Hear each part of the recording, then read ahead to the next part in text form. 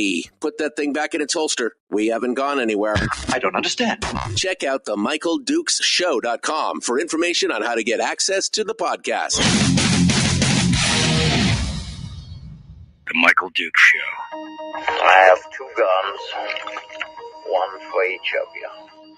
Firearms Friday. As Thomas Jefferson stated, it is the right and duty of the people to be at all times armed. I say that the Second Amendment is, in order of importance, the First Amendment. The right to keep and bear arms is the one right that allows rights to exist at all. The Michael Dukes Show. The right to keep and bear arms shall not be infringed. Firearms. From my cold, dead hands.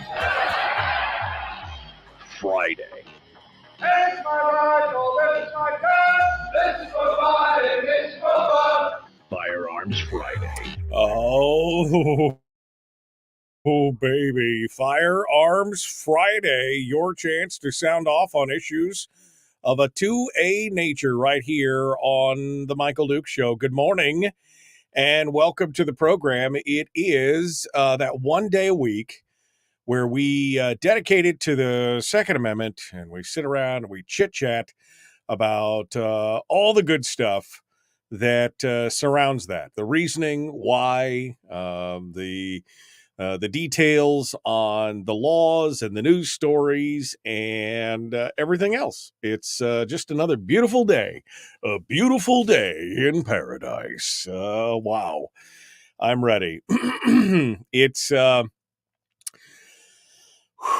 man, so many things going on around the country right now, and we are in a, well, I mean, I think I would argue that we're in a battle for, we're in a battle for the ages. We're in a battle for the heart and soul of liberty, and that really the Second Amendment is right there on the front lines every time. We've talked about this in the past, but you know, I think the framers, who were some pretty smart fellas, they really understood how important it was that you had a citizenry that was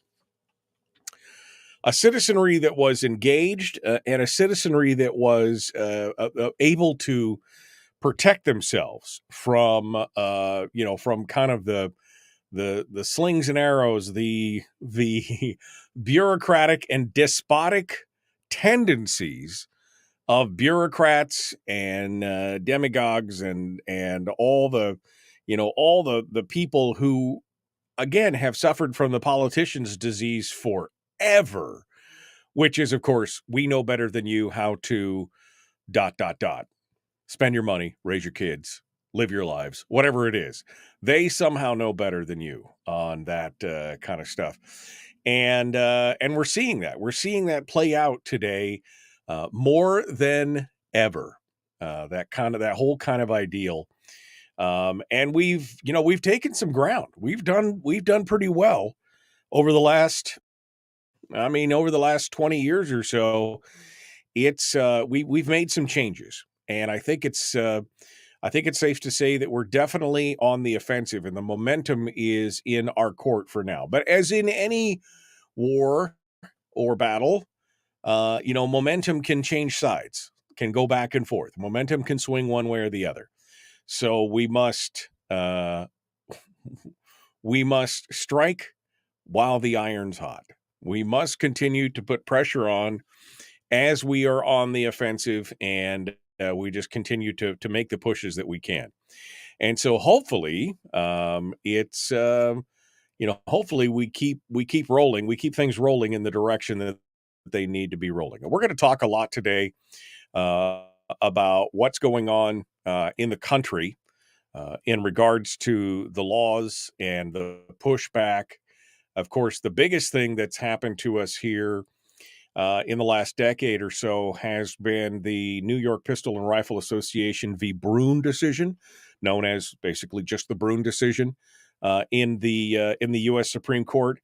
And that has thrown a lot of monkey wrenches into the court of the gun control crowd.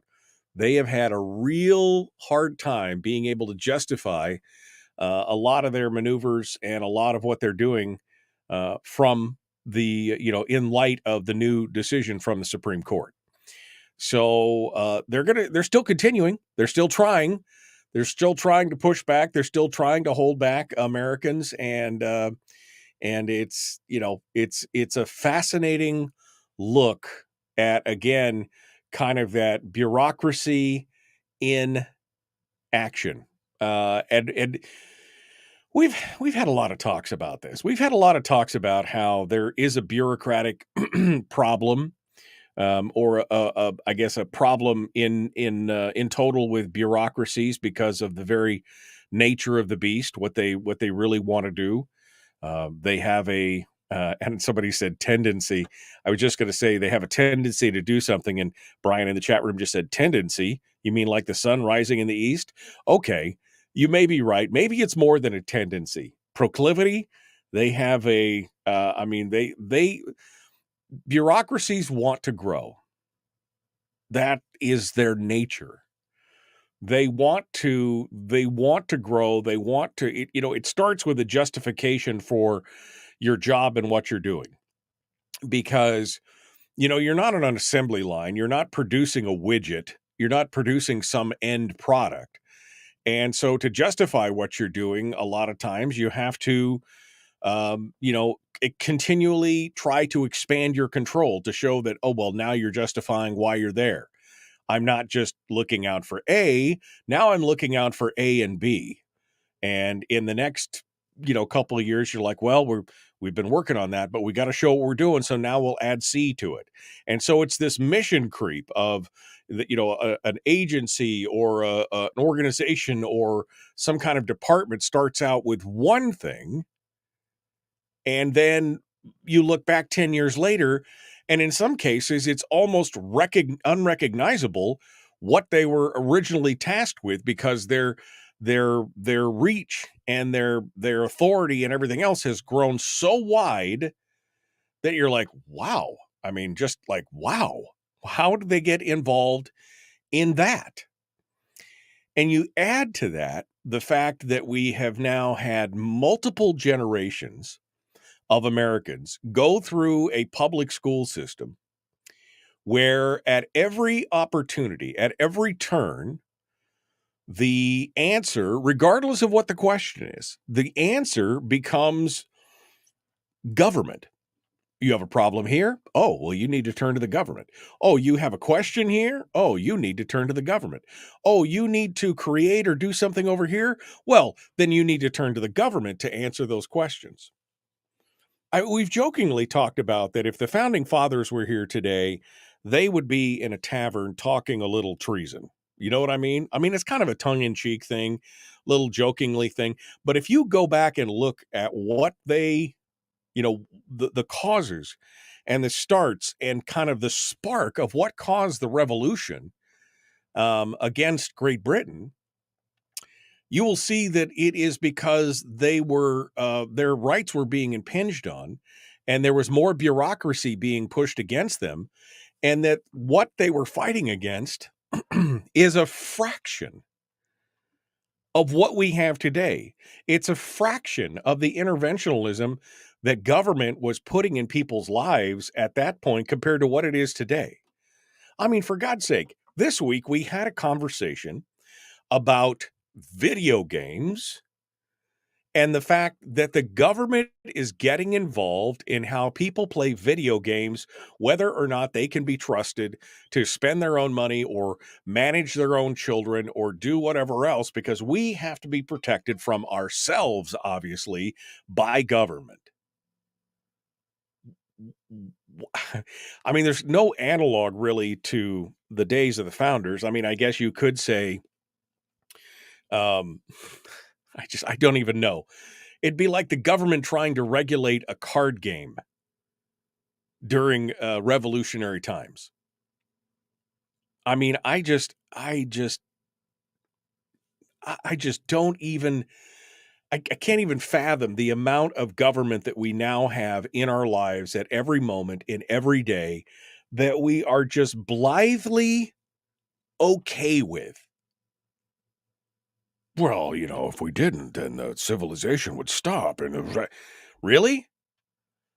Like civilization prior to the formation of the country, or halfway through the formation of the country, or westward expansion, that's, we wouldn't have made it without the direct benevolent intervention of government?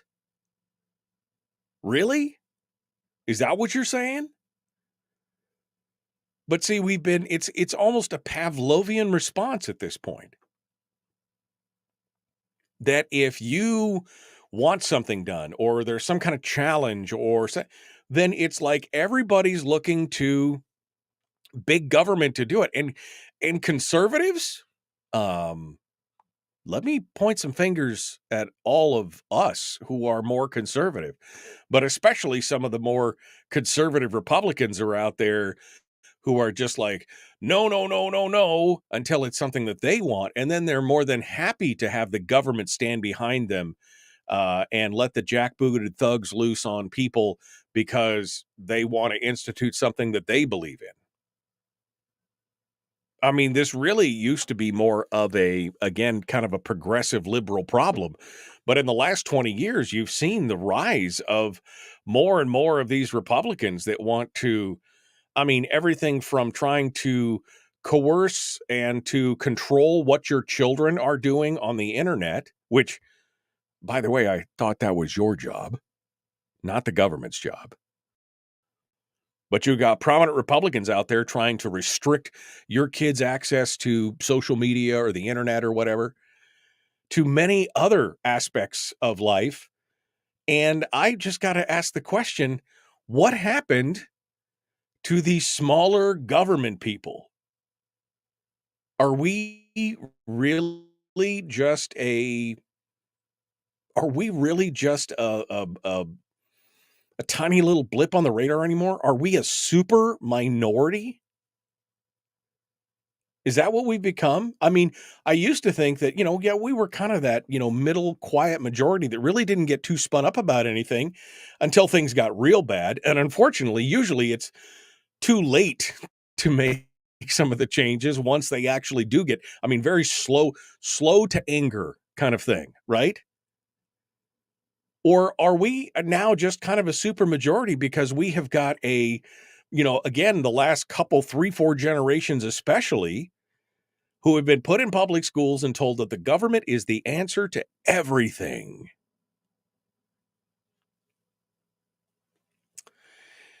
Donna says, can anyone show us a problem that was solved by government other than problems caused by government? I can't. Right? Government was supposed to be here, especially the federal government, was supposed to be here really, truly for one thing. If you look at what the framers wrote, you look at the pamphlets and the writings, the Federalist and the Anti-Federalist papers, and you look at all these different things, and the one thing that they could all agree on is that the national government, the federal government, was supposed to be here for one thing, and that was for the national defense of the nation. And now it runs pretty well every damn aspect of your life. From what kind of foods you can eat, to what kind of shows you can watch, or music you can listen to, or things you can do with your money, or just all this variety of different things. And it's disheartening. Bill just said it's depressing. It is in a lot of ways. Now, what does this have to do with Firearms Friday? Well, let me just tell you this. It could be worse. It could absolutely be worse. And as many blisters and boils and warts and problems that we have in America, and as much as I could rail for another hour about all the problems that we have in this country, where we're willingly, in many cases, giving up our liberties and doing all this kind of stuff, just imagine what it would have been like if we as Americans did not have the right to keep and bear arms. If we did not have that implicit check on government, the implied check, not saying that we're overtly marching in the streets with pitchforks, torches, and AR-15s. I'm just saying that they know that they can only go so far and only push the American people so far. Why? Because they're armed. That's why. You can't push back on a people who inevitably have the we can't push pressure and put down if they inevitably have the ability to push back. It's a fascinating thing, and I want to kind of talk about all this today. Now, a couple things I want to tell you this morning. First of all, there's going to be a minor change on the show today. I was working yesterday afternoon and part of this morning. Apparently, the number that I used to call in, something's wrong with the forwarding system. That's why everything was so crackly yesterday. And so I'm going to open up the phone lines today, but I'm going to have to give you the direct number to where the voice conference. I use a voice over IP system for my phones, okay, which is a fancy phone over the internet, essentially. My forwarding number, something's wrong with it. That's why it is all crackly. But I discovered that if you call the number directly, there's no crackling. So I'm going to have to give you a different phone number today to call in. And hopefully over the weekend and by Monday, I can figure out what's going on with it and I can get it fixed. Okay. But I'm going to give you a new number for today and hopefully for today only. All right. It was not you. That's what he says. It's not us. It's you. Yeah. I mean, for me, it sounded great. I don't know why. But in my testing yesterday, I discovered that it was not a good. It was not good. So I'm going to give you the direct line to the phone system, which is a long distance number in Iowa. I know. I told you yesterday. That's where I thought it was that it was in Iowa or Idaho or one of those I states, Indiana. So anyway, I'm going to open up the phone lines to talk for today. So if you want to call in later today, I'm going to give you the number now and I'll be repeating it, but hopefully you get the point. The number to call today is 319-527-3864. 319-527-3864. In fact, I should probably pin that to the top of the page, so that people can see it. Anyway, that's kind of the major piece of housekeeping. Out of time. We got to go. The Michael Duke Show. Common Sense Radio. What is that? Common sense. Regularly heard on American radio. Michael Duke Show. Radio. Hi. Yeah, I wanted to talk about air rifles, but I could not get a hold of my guy to come on board and talk about this. So I'm hoping next weekend. It's been a week, man. It's been a week. Steve posted a link, Glock demo. Oh, that's the Steve's talking about the Glock demo. Can people still sign up, Steve? That was the question. I know you got it going on today. Can people still sign up today? That's, Bill, you're confusing people. It's 8675309. And I deleted your comment. Okay. Because dang, go ahead and throw all those phone numbers out there and see what happens. Steve, you can call that number if you want and announce that one more time, since I know today's the last day for that. If you want to call in, the number is above you, 319-527-3864. Yeah, boom, because I have the power. Oh, man. Yeah. Okay. Special thanks to Rick and to Bill, both of you, for dropping stars this morning. I see you guys have done that. Dropping stars. I love that. Appreciate you guys support the show that way. If you're out on YouTube, you can also send super chats or stickers or whatever, and that helps support the show as well.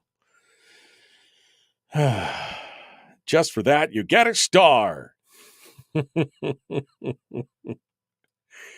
Looks like we've got, looks like Steve is on the line with us here. I could see what's going on. So we're going to come back to Steve here in just a minute.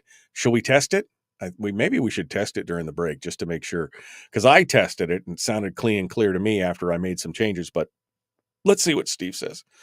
Good morning, my friend. How are you? I'm good, Michael Fairbanks. Yeah, the shoot's tonight. Yeah, well, hold on. We're not on the air yet. So I was just testing the phones because I was having some severe problems with the phones yesterday.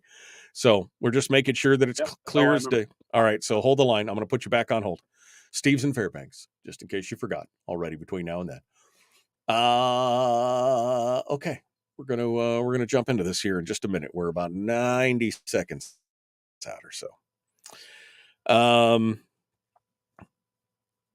Yesterday was a good day, a little crazy, but I think she means but good, not us good. A little crazy, us good. Dang, autocorrect. Yeah, yesterday was kind of a crazy day. A lot of stuff going on. A lot of irons in the fire these days. But hopefully today's a better. I mean, it's the weekend. What more? And except for those of you who have to work this weekend, that's a good deal. And Robert just drops into the room and not even checking the temperature of the room, just drops in some kind of Trumpism. Best entry-level varsity air rifle, the 177. $104 on Amazon. Yeah, no, I mean, you can get into this sport for pretty dang cheap. I mean, you know me, I just want to go whole hog. Hots on Blitz. How many monitors am I running during the broadcast? Because it looks like you look in 4 different directions during the broadcast. There's 5 monitors in here. It's a double wide 2-part monitor in front of me, 2 more on top, and 1 in the back that's monitoring all the radio signals. So there's 5 monitors. 5 monitors, 2 keyboards, 2 mixers, 2 cameras, lighting, and a partridge in a pear tree. That's what it's all. Welcome to it's a lot. It's a lot. But anything to keep you guys entertained in the morning. It's all I can do. Anything to keep you guys entertained in the morning. Okay, here we go. Jumping back into it. The Michael Duke Show. Common sense, liberty-based, free-thinking radio. Let's do it.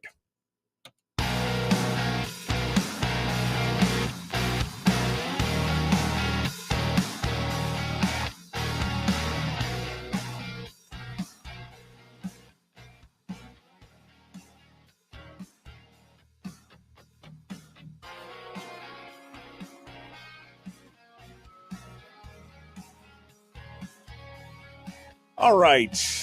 Welcome back on this Firearms Friday. So exciting. I'm so excitable. So exciting that I'm so excitable. All right, let's crank this thing open, shall we? Let's get on to it. Let's get on to the next phase here of what we got going on. Let's pick up the phones. Somebody was kind enough to call in on the number, which I have been. I just said we're still working on it. We had some problems with the phone lines, and so we're gonna work on this right now. In fact, I'm gonna put this new number up so that people can see it. It's 319-527-3864. Now, I know that's not a local number, but it's because my local number done broke. All right, so just if you want to call in, that's where you can do it. Steve is on the line in Fairbanks, wanting to tell us about some stuff that's happening again tonight. He's been talking about it, but today's your last day if you want to get in on this, the Glock challenge and everything else. Steve, what's happening up there in Fairbanks? Good morning, Michael. Yes, this is Steve in Fairbanks. The Glock shoot is tonight, 5 to 7 p.m. Out at the Fox range.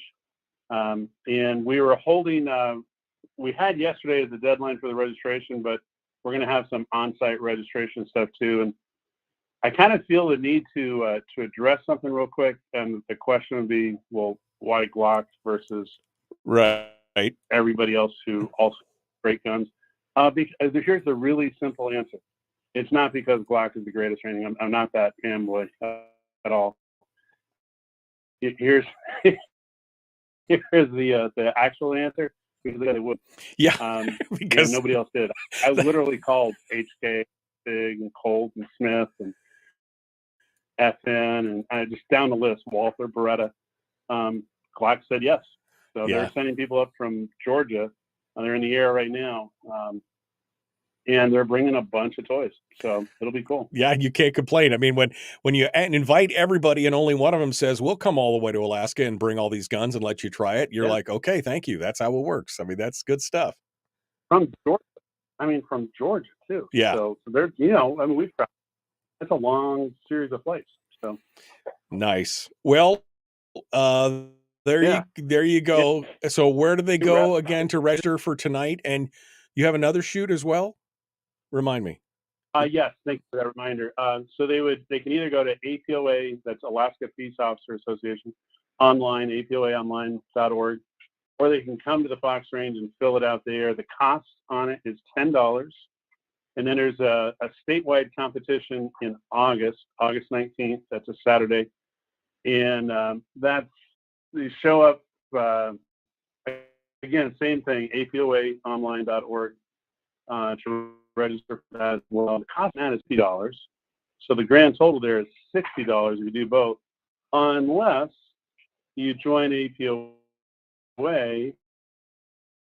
for $20, which case you pay $20 for both events and others instead of $60 for just two events. So nice. My money's on so. Yeah, that seems to make sense. That monetarily, that's the math checks out, Steve. That's what I'm saying. The math checks out there.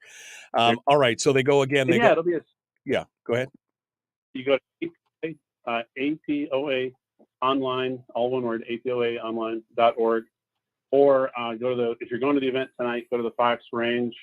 And there was some question of, well, what if I don't own a Glock? Well, the idea isn't that you bring a Glock. The idea is this Glock is actually coming to us with their Glocks.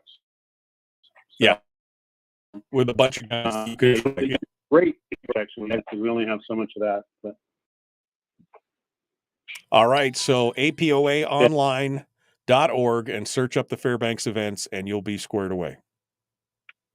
Yes, sir. Yeah, you can go to the chapters, and you'll see FNC, which is farthest north chapter. You'll see stuff there, or you can go to training events and see it there. If you go on the Alaska Police Standards calendar, council calendar, whatever. If you go on that, you'll see the event in August is listed as well. So there's lots of stuff. Don't give them too many choices. People will get paralyzed. That's not a good thing. All right. You're right. You're right. All right, Steve. Well, hopefully you guys have turned up. I'm a little jealous. I would love to come and shoot all the newest, latest, and greatest Glocks, but I'm not driving 400 miles for it. So it would be a fun time. So anyway, thank you, Steve, for coming on board and reminding us. And you'll have to give us a report on how it turned out later on. Will do. Thank you, Mike. I always enjoy your shows, so thank you. Well, I appreciate you calling in. Thanks for being part of it today. Sure. All right, that was Steve in Fairbanks again. See, it wasn't you guys. It was me with a crackling. I don't know what's going on, but it's a whole nother show. All right, let's get back down into the discussion. I am going to go over at the top of hour 2. So in about 25 minutes, 30 minutes, I'm going to be going over the Hunter Biden plea deal and how it all fell apart and the sneakiness that's going on with this. And how does this relate to Firearms Friday? Well, the one charge, he was agreeing, just so that you know what was going on here, he was agreeing to a couple of charges of basically evading taxes. It was basically an evasion of taxes. And in doing so, he was going to get a pass or basically not be charged or serve probation on a federal gun charge. Now, as much as I dislike, I mean, I don't know him personally, but as much as I kind of dislike Hunter Biden and the whole, elitist thing of the Bidens and many politicians in Washington, the biggest thing here is that I think this law is ridiculous, quite honestly. The law that he was charged under for the gun stuff. I think that law is unconstitutional, quite honestly. But that being said, if you or I got picked on this, we would definitely be going to jail. We would definitely not be getting a pass on our gun, on our, prohibited person purchasing a gun thing. And so while they continue to keep telling us how this deal was just it's so pedestrian and there's he didn't get any special treatment. The more you look at it, the more you realize what a lie that is. I mean, it's almost like they're smirking as they say it. Oh, this is not a big deal. So we're going to talk to that. We're going to talk about that a little bit later this morning. Some of the other things from around the world, we're seeing, of course, gun control around the world, and we always hear about how all these different places are so much better than we are. Let's talk about the Keystone Cop stuff going on down in the Kiwi land, New Zealand. I was going to say down under, but that's Australia. Kiwi land, New Zealand. Now, we know after the Christchurch shooting back in, 2019? We know that New Zealand basically lost their mind and said, well, because of the actions of these few horrible, horrible people, we now need to disarm everyone. And if you're going to get a gun, you have to have special permission from the government. And as this time has gone along, they've continued to crank down on this stuff. Well, they recently instituted a full firearm registration. If you want to explain why government can be trusted, let's go back to Donald Trump. Show me a time when the government has fixed any problem that they themselves didn't create, right? That's pretty much what's going on here. Well, now some New Zealand folks are just outraged when it turned out that the new firearms registry has only been online and operational for about a month, but gun owners are already upset and in a lurch after an email sent by the Auckland Central Police District and the Federal Firearms Safety Authority revealed the names and email addresses of more than 100 individuals on Tuesday, thanks to a simple mistake that could have been caught. In an email sent shortly after noon on Wednesday, their time, Tuesday, our time, Auckland Central Police District's firearms staff emailed more than 100 gun owners to warn them that their listed firearms and license address may not be up to date, et cetera, with some details of what's going on. And in their email addresses, with many cases including their first names and last names, were left visible in the email in both in the carbon copy field. The visible addresses include various prominent Auckland, New Zealand residents, including lawyers, company directors, police officers, and government officials. It was sent from the police and the Firearms Safety Authority. And in a statement, the Firearms Safety Authority Director of Operations confirmed that it had sent the email to 147 recipients, revealing the names and addresses of recipients to fellow licensee holders. This isn't the first time that personal details of guns have been treated with casual disregard by authority.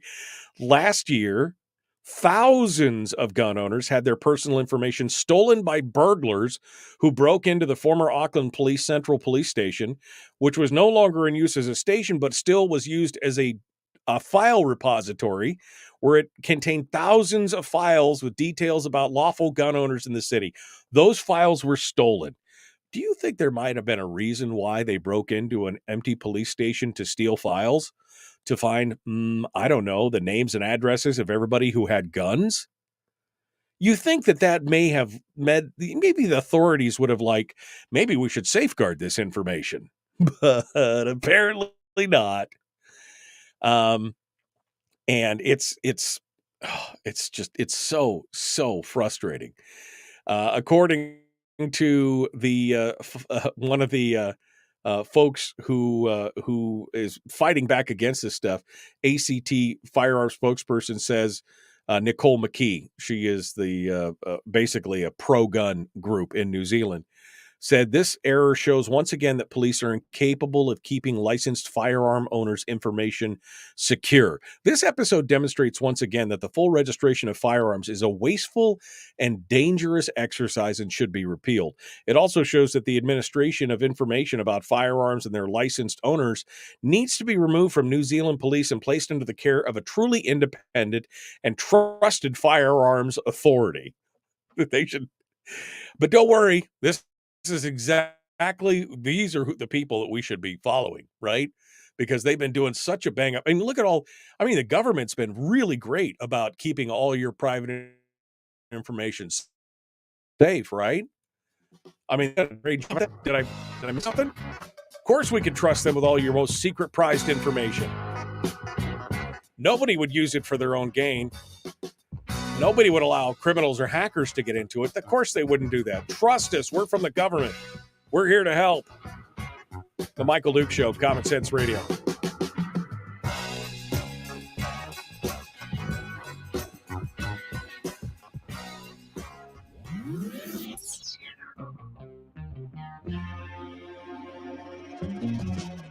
Running on 100% pure beard power. Oh, also some coffee. We dip our beard in coffee. Ha, nice beard. The Michael Duke Show.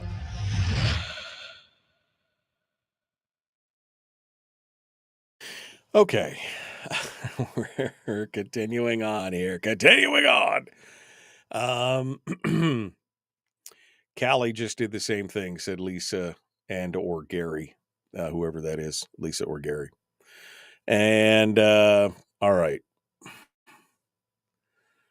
Let's see. Oh, hey. Was that Anthony? Okay. All right. Hunter Biden seems kind of like a High Point guy to me. No, he actually purchased a Colt Cobra 38 Special. That's what he bought. A Colt Cobra 38 Special. So it wasn't even a High Point. It was a good quality firearm. Colt. I mean, I'm not saying the 38 Special is the greatest thing you should pick up, but you know what I mean. Dan must really like, and if you, as soon as you mention the name, like it appears. It's amazing. All right. Daniel's like, it's because Glock is the best. It's because Glock is, I mean, Glock is good. I love Glock. It's my daily carry. I don't know if Glock is the best. I mean, that's arguable, I think, from many standpoints. And as I've said before, when you're going out to pick out a gun that you're going to use consistently, it's better to have. You could go out and there's some of them fit your hand better than others. Glock does not fit everybody's hands like, say, a Springfield XD or, Smith & Wesson Slim or something. It just needs to be a reliable manufacturer. That's what it really needs to be. That's all I'm worried about. Okay. Let's Taurus Raging Hornet with rails and some kind of airsoft 8-claw mounted 2-inch leather. That seems like a good crackhead build to me. Oh, okay. And a tack light. Okay. We all decamped overnight, Harold, and moved to Iowa. That's what it is. 6 hours also very great. As long as your pistol original. See, now you're just bringing up like the whole Ford versus Chevy debate. I mean, that makes no sense. That makes no sense. Smith & Wesson makes a very, very good pistol. Sig Sauer does as well, and Glock. Colt makes a good pistol if you can still find him. Kimber makes an excellent pistol. I don't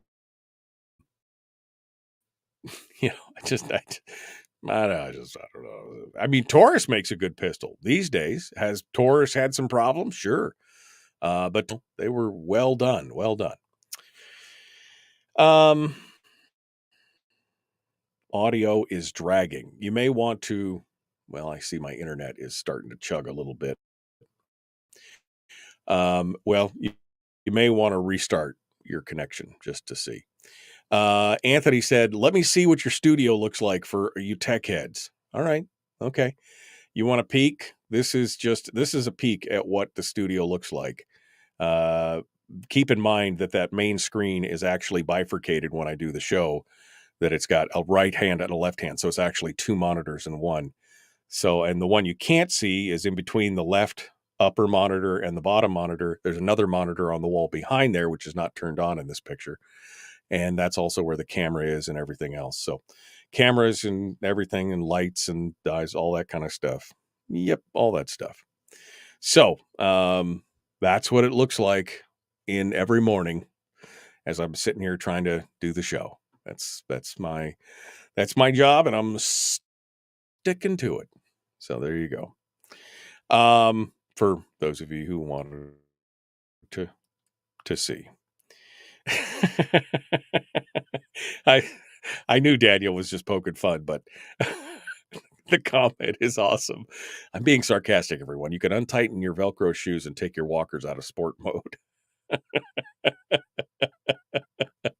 That is great. That is great.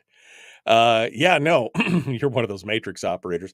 I mean, I feel like I'm driving the space shuttle about half the mornings. I feel like I'm driving the space shuttle and trying to get things squared away. Oh man. What a day though.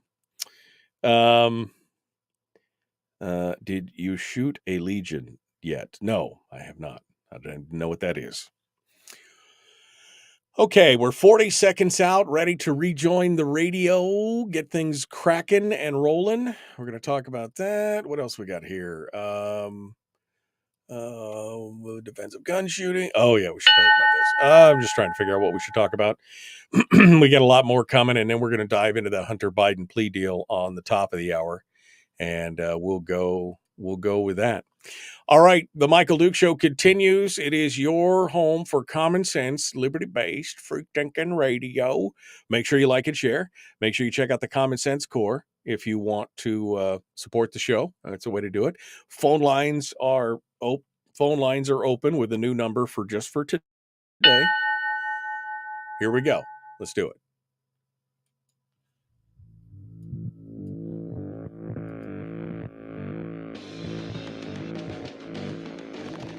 What the hell's an assault weapon?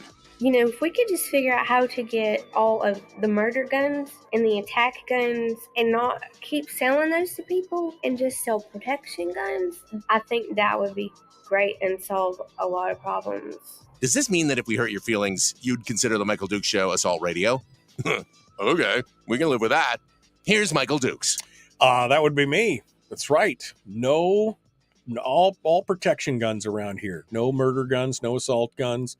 All protection guns all the time. It is Firearms Friday.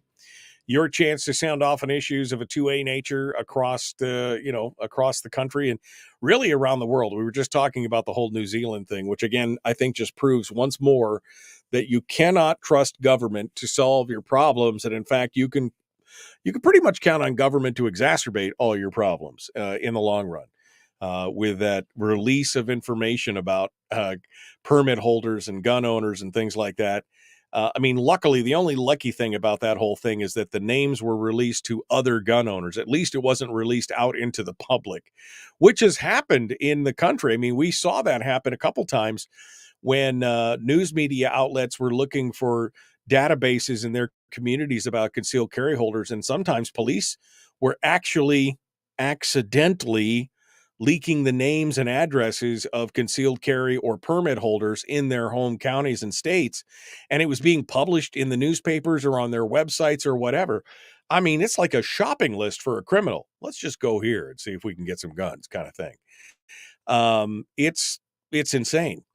But just to show that, madness in America over guns is not strictly an American problem, you could see what happened in, for example, Brazil during the tenure of Here, Bolsonaro, who was the Brazilian president up until recently, he loosened the restrictive gun laws in Brazil. They basically have no constitutional right to own guns, but he opened up the gun laws dramatically, allowing citizens to be armed because they had a serious crime problem in Brazil. And so his argument was allow Brazilians to defend themselves. And he opened it up tremendously. Coincidentally, or not, the country's homicide rate declined even as gun permits soared. The homicide rate went significantly downward. The murder rate peaked in 2017 at more than 30 homicides per 100,000 people. But the last number last year was the lowest rate and the fewest homicides since 2011. So it was obviously working. Well, there's a new sheriff in town. On Friday, the new Brazilian president, Luiz Inácio Lula da Silva, that's a mouthful, issued an executive order basically meant to reverse the gains made by gun owners over the past few years. He wants to reduce the number of guns civilians can possess for personal use from 4 to 2. And the ammunition, yes, they actually control and restrict ammunition as well, from 200 rounds to 50 rounds. And it also goes on to talk about there's going to be a buyback program and new restrictions and everything else. He basically says that he's trying to blame any and all criminal and crime activity on new gun owners, even though, again, arguably you can look at the numbers. It's not a secret. You could see that overall crime and homicide specifically have gone down in the last 6 years. But don't let that stand in your way. Don't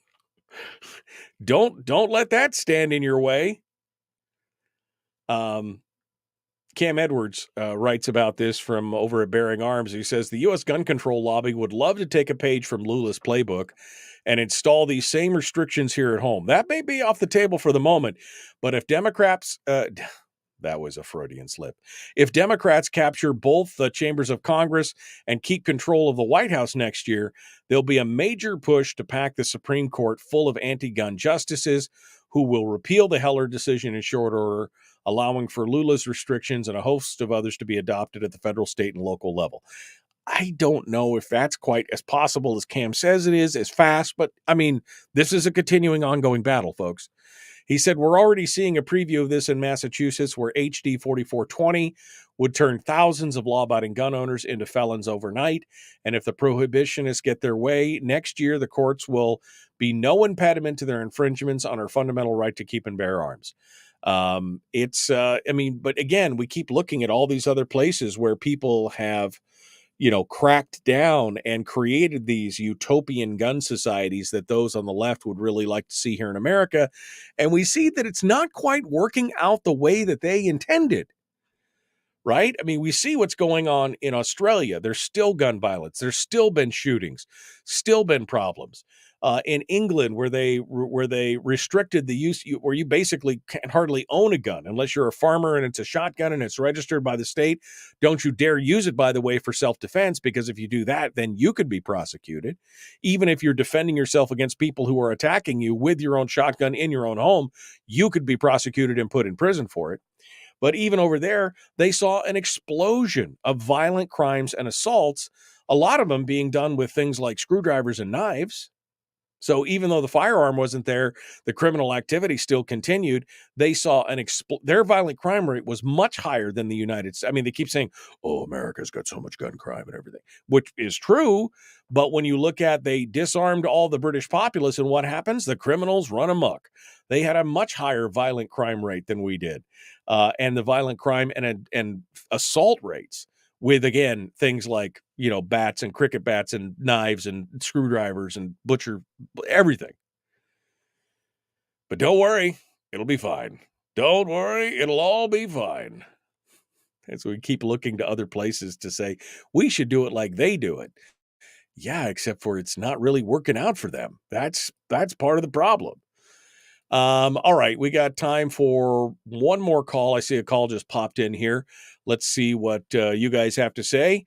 Good morning. Who's this? Where are you calling from? Good morning, Mike. It's Fred. How you been? Hey, Fred. What's on your mind, my friend? Oh, you bring up Massachusetts and, what's going on in there. Well, over here in Rhode Island and a few other states, too, they've adopted some of the Massachusetts laws and, the magazine restrictions and they're going after, assault rifles and all the other nonsense that they're pushing. Right. But, they get the magazine ban, which is, is a copycat of what they did in Massachusetts and Rhode Island. And just to let you know how effective it is, they had the 10th homicide in Providence. I mean, this is already, it's like it's not working at all. It's obvious that, this was supposed to be the cure-all, save-all beginning of the end of violence in Rhode Island, in Providence, especially in Providence. Right. It's a real cure. But, it hasn't, if anything, it's gone the other way. It's completely gone the other way. And what people don't realize, if people can't own guns legally, they're going to get them illegally. I mean, China is sitting baited. Mexico and South American countries are sitting there baited. Cuba is sitting there baited to sit there and smuggle arms into the United States. And you don't think the drug cartels will take advantage of that? That's one more source of revenue for them. Why would they turn that down? Right. No, I mean, I agree. So, I mean, yeah. Go ahead, Mike. No, I was just going to say, yeah, I mean, every time you look at what's going on around there and you see all these different places that are just stroking their beards evilly and saying, waiting for America to disarm itself, it's amazing and it's frustrating. Again, it's the only thing that has kept our government in check, and we best pay attention to that and not lose it. Well, I mean, you're turning it into an open-air market for international smugglers to bring stuff into the United States, and it won't be anything that's ever been legal. I mean, you're going to see They've already had it. They've already busted some drug dealer in Providence they found like 27 Glock automatic, the Glock auto series for the Glock 18. Right. They can turn any Glock into a fully automatic weapon. And all it's Chinese. They came Chinese origin. They get one, they reverse engineer it. They mass produce it, and then they smuggle it in. Well, look, Fred, that's part of the problem. You're going to create if there's a market for it, people are going to take it. And whether it's on the black market or the regular market, if you make it illegal, criminals are going to find a way one way or the other. Hold the line, Fred. We're up against it. Folks, the Michael Duke Show, Common Sense Radio. I mean, that's the problem. There's going to be a market, and criminals are always going to find a way. I mean, I'm assuming, Fred, you've seen the John Stossel interview from, I don't know, maybe it was 10 years ago with all the prison inmates, right? Did you ever see that interview where John Stossel interviewed people in prison and asked them a bunch of questions? And, I sort of recall bits and pieces of it from years ago. Yeah, I have seen it. Yeah. I mean, he basically asked prisoners, when you get out of prison, how long would it take you to get a gun? And the consensus was about 90 minutes. They walk out the prison door, and 90 minutes later, they're armed. These are felons who obviously can't go down to your local gun store to pick that stuff up. And they said 90 minutes, we could walk out the door and have a gun. This is not going to affect law-abiding citizens. It's not going to affect criminals. It's only going to affect law-abiding citizens. Exactly, and that's the whole point. And if they crack down, if they enforce the laws on the books that are there already, we wouldn't have half of the problems we got.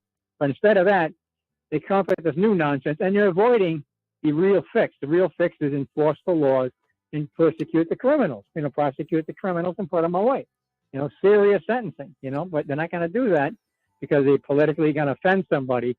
And God forbid you should do that in an electoral year. So then these people they just they're cutting everybody's throats, including their own. Right. Well, Fred, thank you for the call, my friend. It's good to talk with you. We will talk to you. It just doesn't work. Yep, it's good to talk with you, Fred. Thanks for calling in. We'll talk with you next week, okay? Yeah, just before you go, I want to let you know your call-in line last week was getting a busy signal. You opened the lines up and nothing went through. So I just want to let you know that's been an ongoing problem too. Yeah, apparently we had a problem with the phone lines being super crackly and sounding distorted. So that's why we got the number for today. But I appreciate you giving me the heads up. Thank you, Fred. Good to talk with you. Take care. All right. Bye-bye. That's Fred from Rhode Island on the line. Number to call, 319-527-3864. That's the number down there at the bottom of your screen if you're watching. And hopefully that's just for today only. I'm hoping I'm going to be able to get that fixed here today. I've been working on it a little bit here yesterday and today. We'll see if we can get it going on.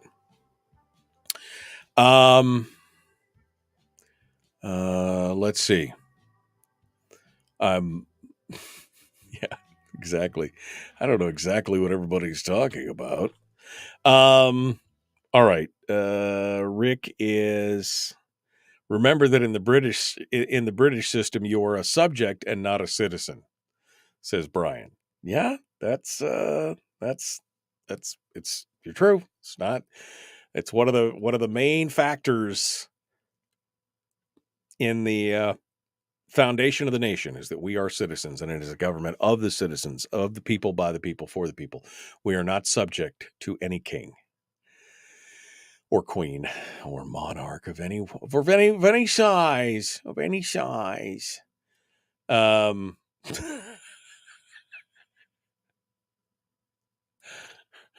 Anthony says, no, not the murder gun girl again. Immediate onset of acid reflux. Oh, come on. How can you not love that? How can you not love that thing? That is one of the most hysterical, satirical pieces about guns that's out there. I mean, that is just, it's crazy.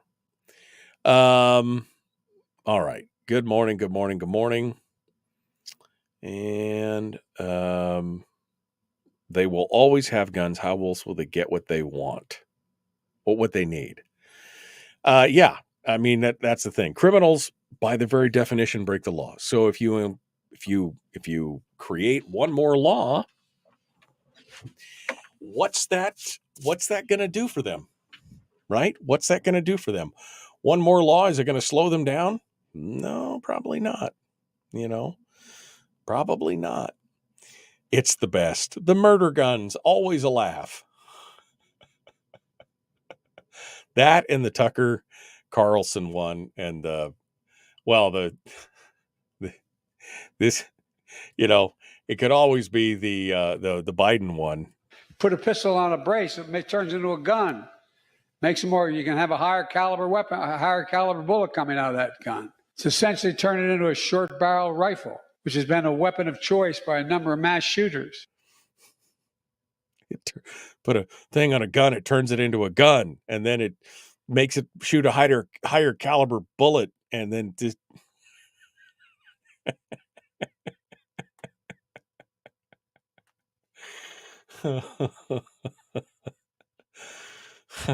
you cannot make this stuff up, man. You cannot make this stuff up. These are the people who are making laws about your firearms, and they have absolutely zero clue on any of it. We all know that because of the ammunition magazines that can be strapped onto so many pistols, that these become automatic weapons similar to AK-47s. What? Ammunition magazines that can be strapped onto so many pistols that these become automatic weapons similar to AK-47s.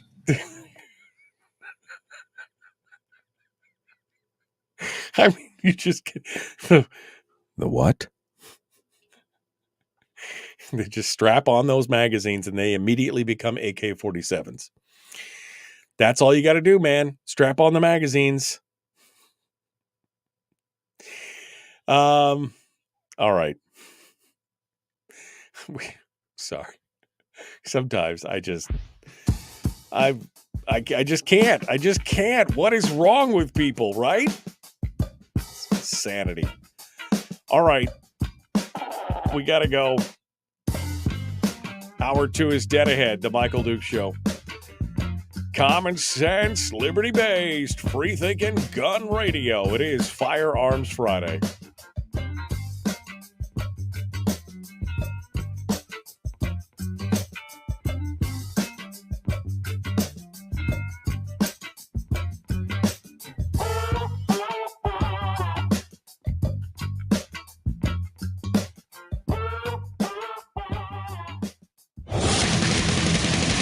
Whoa, buddy. Put that thing back in its holster. We haven't gone anywhere. I don't understand. Check out the MichaelDukesShow.com for information on how to get access to the podcast.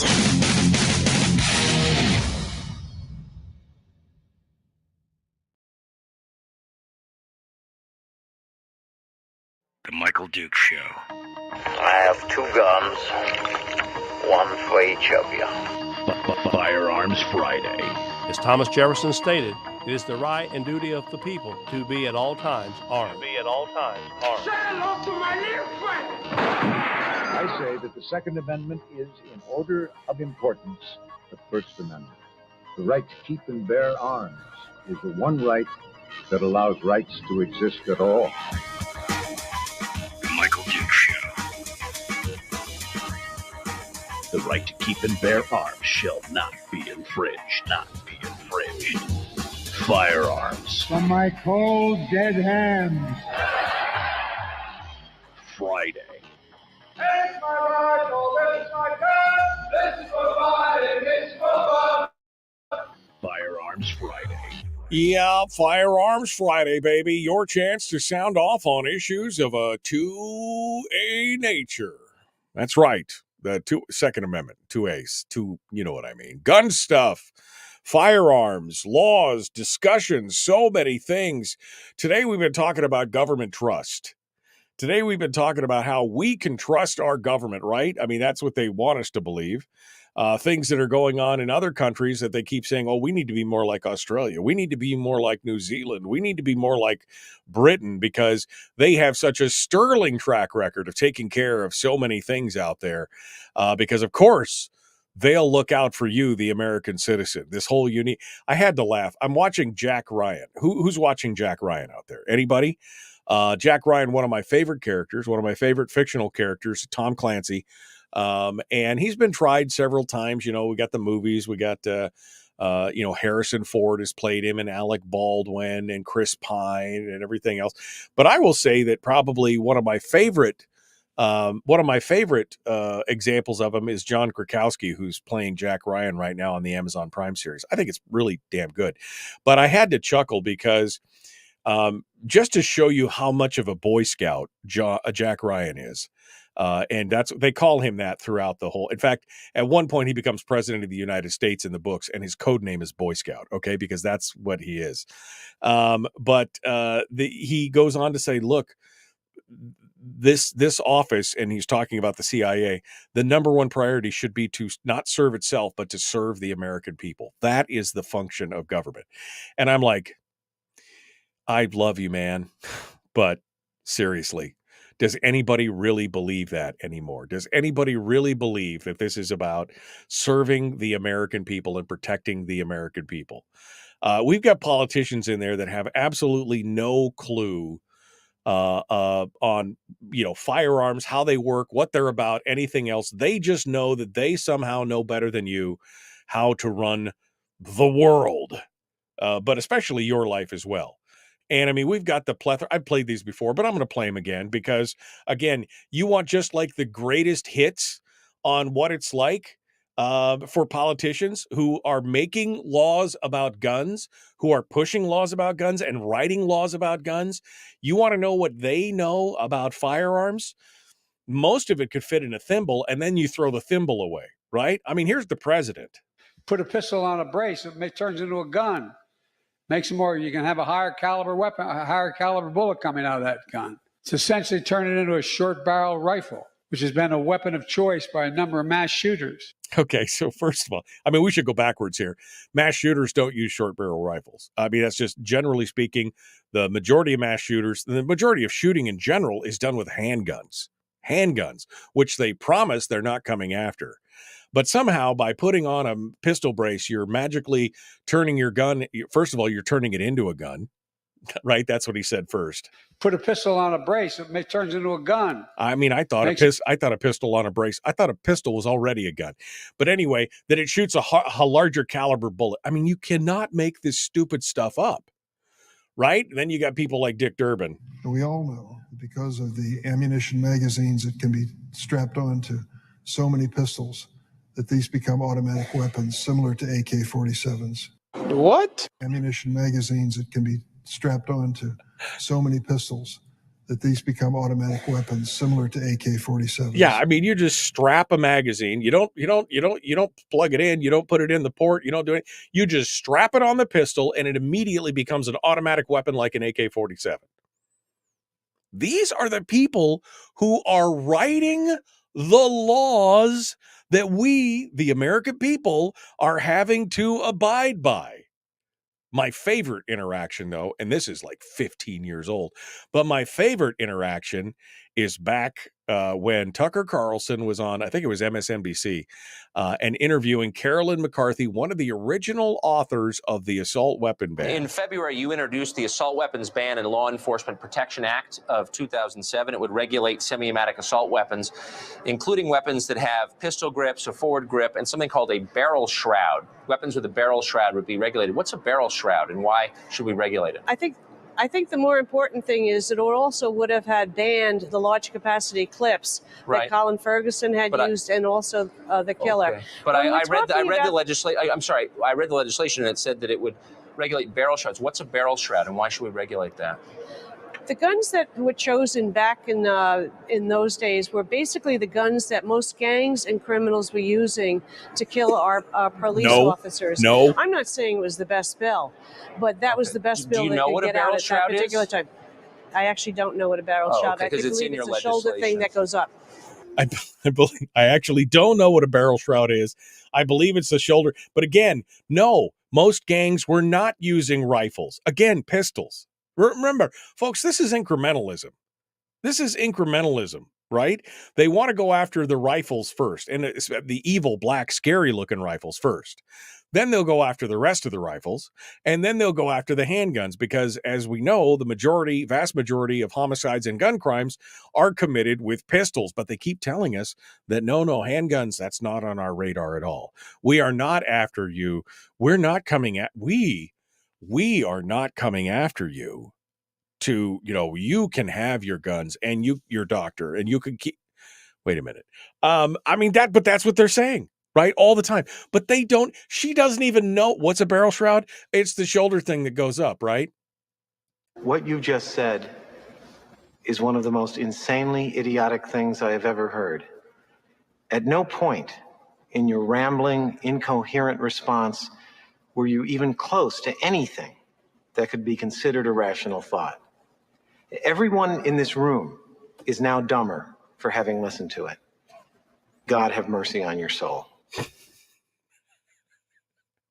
These are the people that are running the country and writing laws for you to live under force of being put in a cage, of under threat of people showing up at your house with same said guns, marching you out and putting you in a cage if you don't comply. I don't know. Barrel shroud is the shoulder things that goes up. I mean, that's just, and there's a double standard, right? The double standard is what's good for you and me, not so good for those in power or people close to them. This is where we talk about the Hunter Biden plea deal, which, if you've not been paying attention, fell absolutely to pieces on Wednesday. There has been a lot of hue and cry over the fact that Hunter Biden, apparently, who's been under investigation in Delaware, for both tax evasion, tax fraud, the foreign, what do they call it? Foreign agent. It's some law about when you're doing businesses with foreign entities and you have to report it. He failed to do that. He took in something like $1.5 million and never reported that income or never did. And then, of course, his possession of a firearm, his purchase and possession of a firearm when he was an admitted crack smoker. Cocaine and crack. That was his jam, was cocaine and crack. He writes specifically about it in his memoir, self-admitted.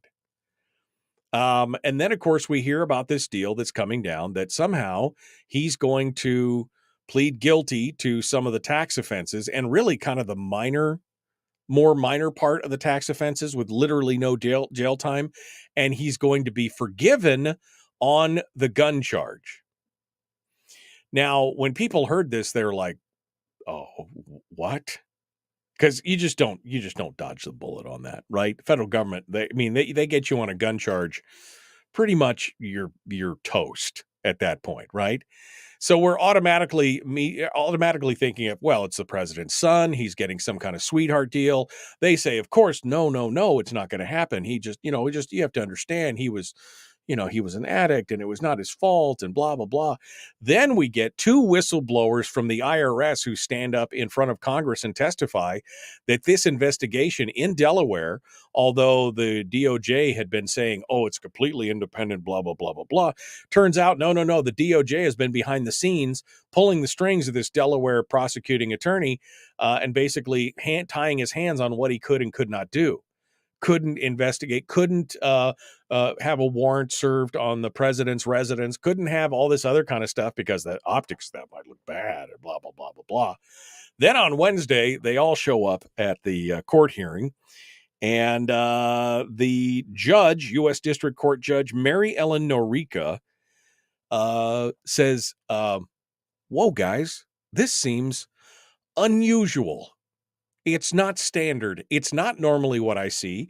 And possibly what you're trying to offer here in this plea agreement is unconstitutional. So the original plan for Hunter Biden, was announced last month and consisted of two parts, a plea agreement and a diversion agreement. Under the plea agreement, Biden agreed that he would plead guilty to 2 misdemeanors involving his willful failure to pay income taxes, and prosecutors agreed to recommend a sentence of probation, no jail time or anything else. Under the diversion agreement, the Justice Department agreed to not prosecute him for an illegal gun purchase if he successfully completed a 2-year pretrial diversion program. Among other things, the diversion program would have required Biden to avoid drugs, stay out of legal trouble, continue to actively seek employment, and permanently relinquish his Second Amendment rights. On that point, the agreement says Biden will not purchase, possess, or attempt to possess or purchase, otherwise come into possession of a firearm during the diversion period. And then he would be listed on the NICS background system as permanently blocked if he tried to buy a firearm. Now, pretrial diversion is generally, according to Jacob Sullum over at Reason Magazine, reserved for non-violent offenders. In deciding which defendants qualify, the Justice Department says a U.S. attorney can formally or informally prioritize young offenders, those with substance abuse, mental health, veterans, etc. And while Biden's acknowledged drug problem fits in that description, it was also the reason he was charged with illegally buying a gun in the first place. Participation in the diversion systems favors peoples with drug problems. Biden could avoid any such penalty, yet but for his drug habit, there would have been no penalty to avoid. This is kind of the chicken and egg thing. But during the hearing, Judge Norica did not pause to reflect on the senselessness of Biden's situation vis-a-vis the gun charge, and said she focused on 2 puzzling provisions in the diversion agreement. And here's where things get sticky. Oh, actually, here's where things go to commercial break. And then I'm going to come back and talk about this because this is fascinating. Absolutely fascinating. What happens next? Again, if you or I were charged by the federal government with tax evasion and illegally owning a firearm, you think that we would get this deal? The answer to that, of course, is no. No. We're going to continue. The Michael Duke Show. Common sense, liberty-based, free thinking radio.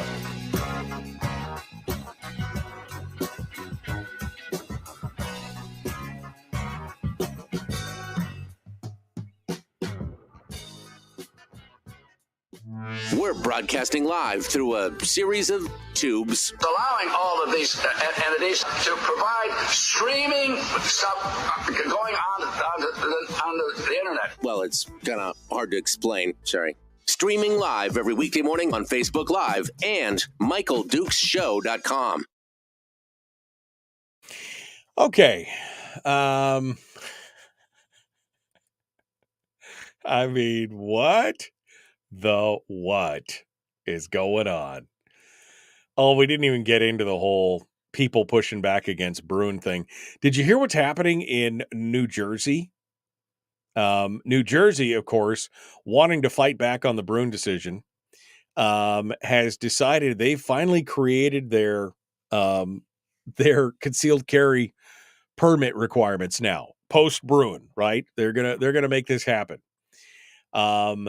But if you're planning on buying a permit or getting a permit in New Jersey, you better polish up your game. You better go do some playthroughs of Call of Duty and be watching a lot of John Wick, because the new requirements for getting a concealed carry permit in New Jersey are no joke.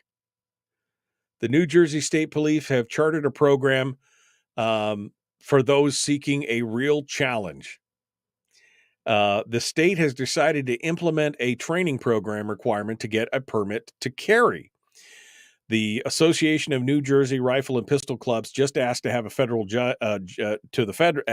their federal challenge to the law, because the newly rolled out training program requires, in order to get a permit to carry, it seems like it is right out of the movie Mr. and Mrs. Smith, right? Remember that movie where they were assassins and they were like superb marksmen, basically. The newly rolled out training requirements in order to get a carry permit seem like exactly what's described above, the Mr. and Mrs. Smith thing. An authoritative and challenging course of fire that an expert would be looking to use to cut their teeth further is not what Mr. and Mrs. New Jersey should have to go to in order to exercise a constitutional right. It sounds super hyperbolic, but it's not.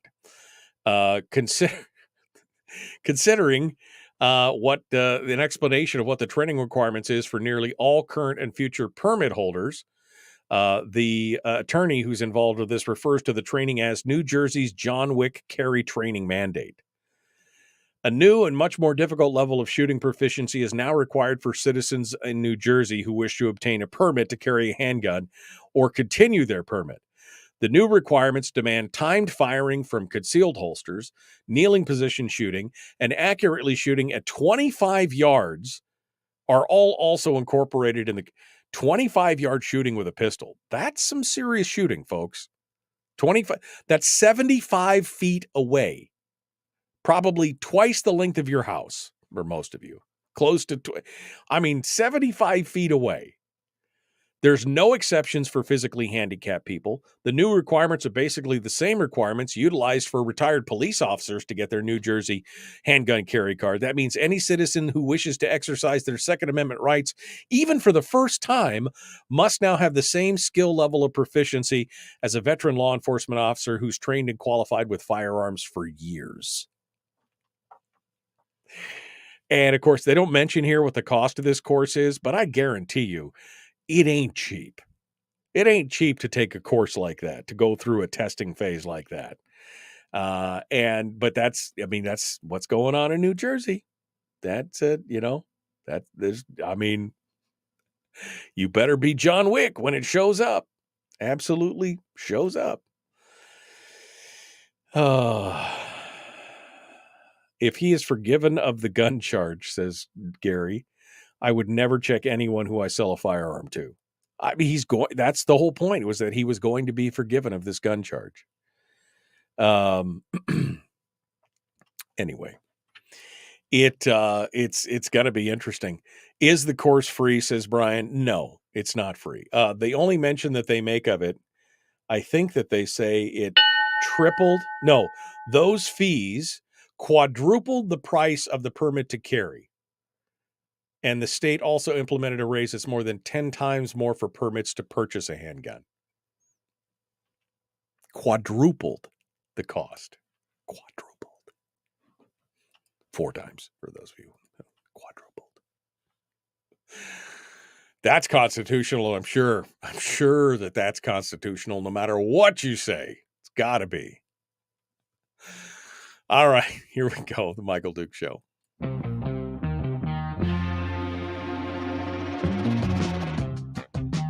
What the hell is an assault weapon? Does that mean that if we hurt your feelings, you should consider the Michael Dukes Show assault radio? Okay, we can accept that. Here's Michael Dukes.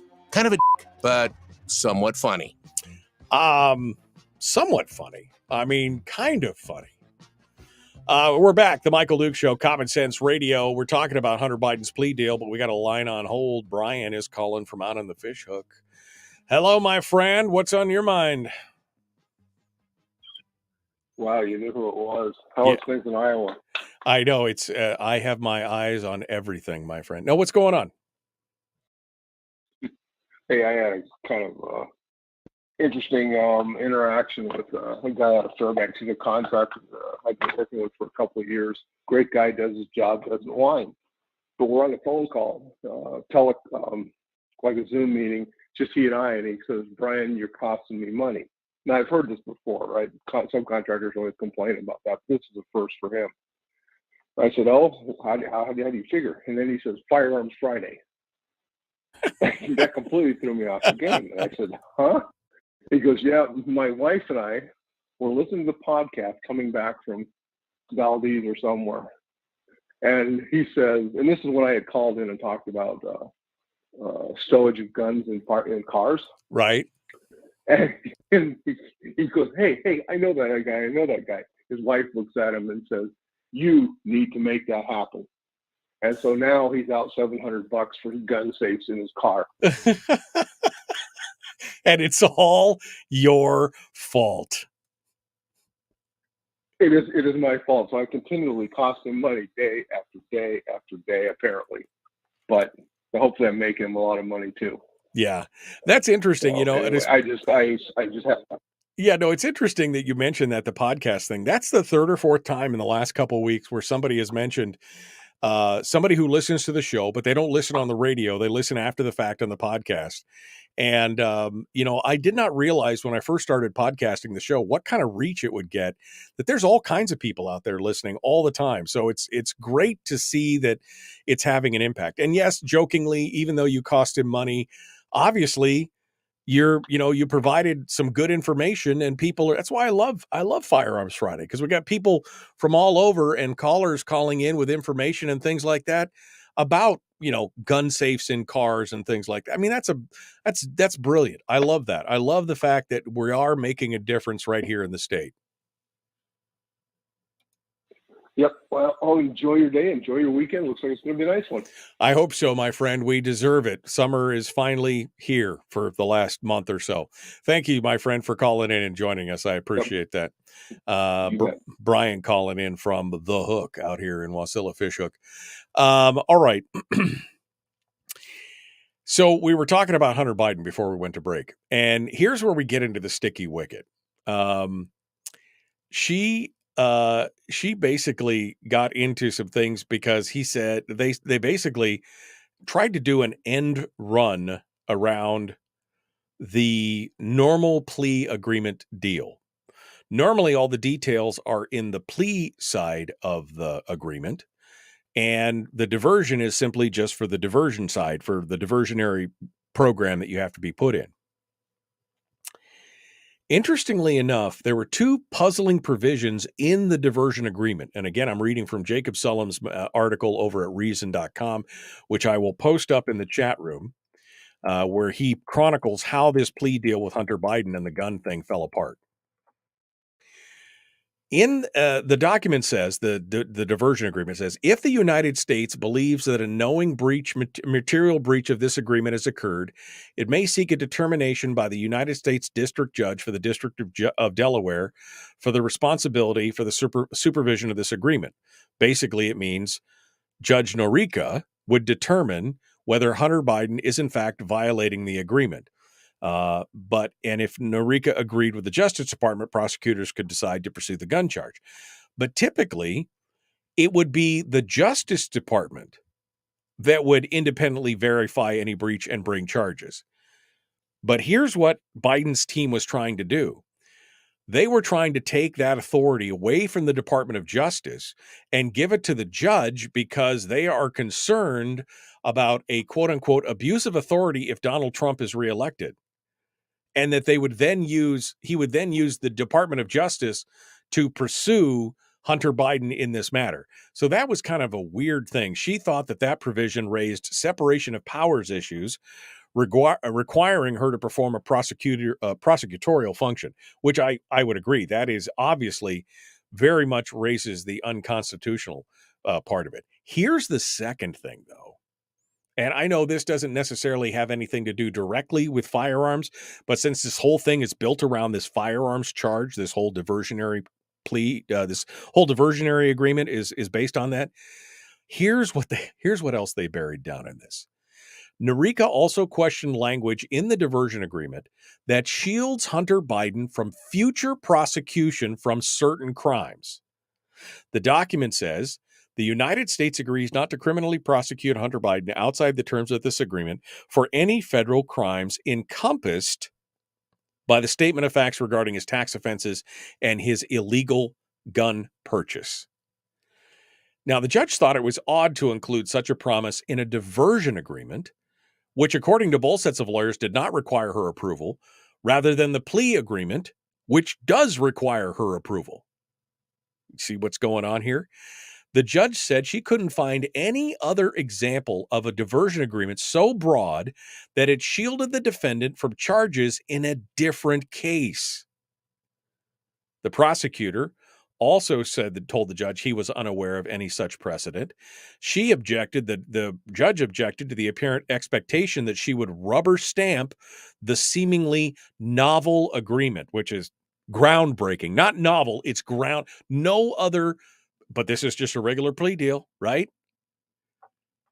It also became clear almost immediately that the Justice Department and Biden's lawyers disagreed about the scope of his immunity.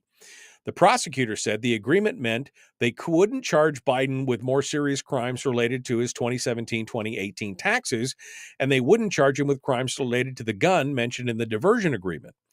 But Weiss said that the federal investigation on Biden is ongoing. There's still more investigation happening.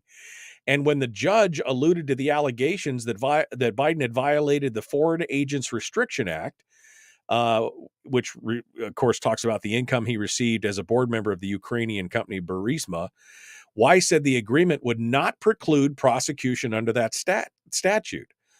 At that point, Biden's lawyers exploded and said, whoa, then there's no deal. They thought this whole time that they were getting a prosecutorial shield on any other future crimes. This whole thing just came unstuck. But this is what they were trying to do. Now, in the long run, the Hunter Biden had to plead not guilty to anything because there was no deal essentially on the table. The whole thing blew up. And Norica was not reportedly, according to people who were in the room and everything else, was not happy with that they were trying to pull the wool over her eyes and scapegoat her on this. She was not a happy woman. Of course, we've all complained that this is a sweetheart deal that would have allowed him to avoid prison and probably, if it had gone through, also protected him from prosecution for trading on his dad's influence. It's just kind of hard to imagine that this is where we're at in today's society. And of course, then you go back to what's going on coming out of the White House. And there was a CBS News White House correspondent, Weijia Zhang, tried to get some answers from the press secretary, Karine Jean-Pierre, about gun laws that, Biden had stood up and done all these things. And she, Jean-Pierre, she was having none of it. She was not going to answer a single question about, not even mentioning Hunter Biden. Zhang says President Biden has spent most of his political career working on gun laws, on gun reform. Does he believe that someone who is charged with possessing a firearm illegally should be prosecuted to the fullest extent of the law? That was the question. No mention of Hunter, no nothing else. And Jean-Pierre's like, well, so I think I know where this question is going, and I'm just going to continue to say, as it relates to this, the case we're seeing in Delaware, I'm just going to not speak to that. It's an independent matter. You are the press secretary of the president of the United States, who has been vociferous in their arguments about how guns should be and we should prosecute illegal gun owners to the full extent of the law. And then all of a sudden you're like, well, no, I'm just not going to speak to that. That's a matter for the Department of Justice, even if I'm just not going to speak to it here. Okay, don't worry. Perfectly normal plea agreement. Nothing to see here. Move along. It's insanity, my friends. All right, we got to go. The Michael Duke Show, Common Sense Radio. Dang, Willie Waffle's up next. We got to the end real quick today. Back with more right after this.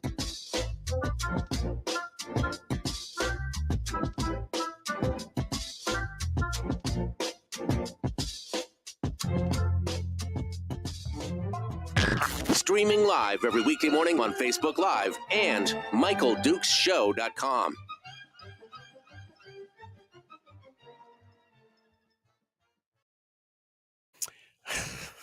I mean, you just cannot make this stuff up. I mean, we are living. I just don't even know. I just don't even know what to say anymore. I mean, we're living in a country where they're making up all the rules, doing all the things that they can do, and making sure that they themselves are protected in all those things. It's insanity. All right, let me set up my phone here to make sure I got Willie coming on. We should need to change the background. Boink. Oh, and it could have been this one, or it could have been this one, or it could have been this one, or red alert could have been red. No, it's going to be orange. That's good. Matches the thing. I love all these new toys. I would like to talk to you about cookies. Come to the dark side.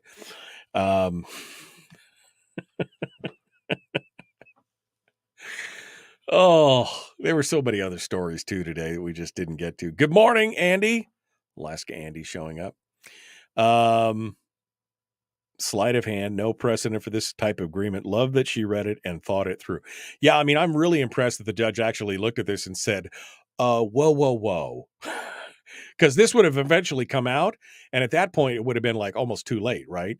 He was going to be shielded from prosecution on any, I mean, that's like, wow. I mean, ooh, crazy stuff. Anyway, it's you should read this article that I posted up from Reason that Jacob Sullum goes over. It's really good. It is really, really good. And it really goes into what the hell is going on in regards to this. What other stories did we not hit today? Fifth Circuit has halted enforcement of the framer-receiver rule. That's a new. They dealt the ATF another blow in decrying that. A 3-judge panel, the en banc panel, released an unpublished order denying the government's request to continue to be able to enforce that. They said no. Why is the DOJ funding red flag laws in states where they're not in place? Is another story we didn't get to. The shooting in Waco that was a defensive gun use. So we're going to talk a little bit about that, but we lost the time. California, what they're doing to in a post-Brune world, how they're slow walking stuff. I mean, there's some just astonishing things. Oh, even in New York City. New York City is now issuing actually fewer permits than it did previously before the Brune decision. They are actually issuing fewer permits, even though the number of applications have nearly doubled. They're actually issuing fewer permits than they were before. They are slow walking this. This is just giving a finger to the Supreme Court and the American people and the rule of law. And you wonder why people are pissed off. You wonder. I mean, we'll see if we can ask Willie that question today. Brian, if I can remember between now and the time that it's all done. Amy made chocolate chip cookies last night. Oh, man. Why did you have to do that, Amy? Chocolate chip cookies. which makes me think of chocolate chip pancakes because it's breakfast. And I could eat me some chocolate chip pancakes right now. I could. But you know what I really like? Just some good old buckwheat style pancakes. I mean, just some, coarse ground. Those are good. Some sourdough pancakes. Those are really good. Just pancakes. Oh, man. So tasty. IHOP is definitely not, 5-star Michelin cuisine or anything. But I got to tell you, going to IHOP, getting some pancakes and using their butter pecan syrup on the pancakes. I mean, it's a diabetic coma waiting to happen, but boy, it is so delicious. That butter pecan or the blueberry syrup. Oh, so sometimes you got to just have yourself a big IHOP, like an omelet, like a delicious Southwestern chicken omelet with a little spicy poblano peppers and the cheese sauce, little hash browns, and then a side of a single pancake. That's all you need. So good. You guys know better than to talk about food in the morning when we're on the show. You know better. All right. Oh, man. Mike Cronk dropped a link to article to Yahoo. Biden administration withholding key funding from something. I can't follow the link for where I'm at, so I'll have to take a look at it. But thanks, Mike. I'll take a look at it. See what it says. See what it does. We'll get back to it. All right. We're about 40 seconds out right now. No IHOP in Fairbanks, says Debbie. I'm sorry, Debbie. I'm sorry. I don't mean to tease you. IHOP is delicious, by the way. I'm just saying. No IHOP in Fairbanks. Maybe there's a franchise opportunity. There you go. Yeah. Next time you're in Fairbanks, says Amy, I'll make you some cookies. That's a promise that I might make you keep, Amy. I am a sucker for a good chocolate chip cookie. All right. Coming in, phones buzzing, things are rolling. Let's get it done. The Michael Duke Show, common sense, liberty-based, free-thinking radio. Butter maple pecan syrup is winning.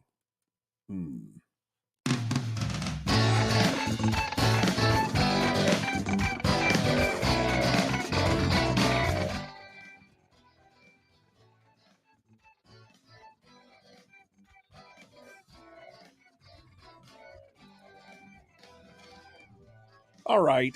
We're ready for it. It's the weekend. Can't wait. But it wouldn't be the weekend without some waffles. Not just the International House of Waffles, but the waffle man himself, Willie. Don't call me William. Waffle joins us to talk today about movies and entertainment and so much more. Good morning, my friend. How are you? I'm feeling pretty good. Come on, How can you not feel good? How can you not feel like anything can happen on a Friday? Anything could happen on a Friday. That's the bad news, is that anything could happen on a Friday. Although I live by the mantra of no bad news Fridays, okay? Let's just keep that up there. Nice.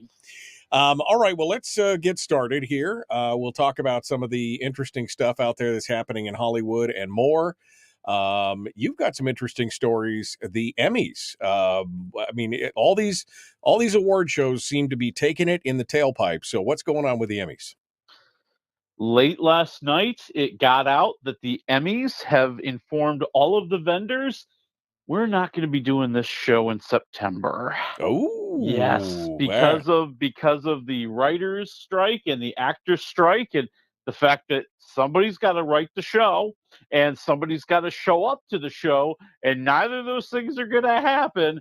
The Emmys are going to be delayed, and it will not be happening in September.